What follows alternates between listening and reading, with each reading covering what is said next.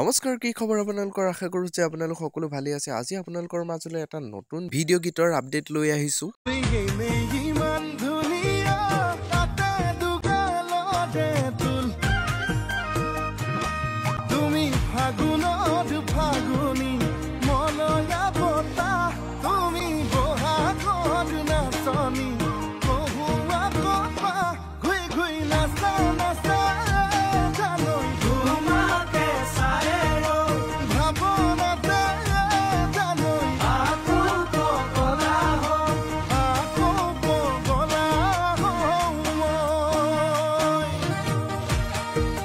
অসমৰ জনপ্ৰিয় কণ্ঠশিল্পী নীল আকাশৰ কণ্ঠত আকৌ পগলা হম নামৰ এটি নতুন গীতৰ ভিডিও আপোনালোকৰ মাজলৈ খুব সোনকালে আহি আছে গীতটিত অভিনয় কৰিব অসমৰ জনপ্ৰিয় অভিনেতা নয়ন দেউৰী আৰু তাৰ লগতে অভিনয় কৰিব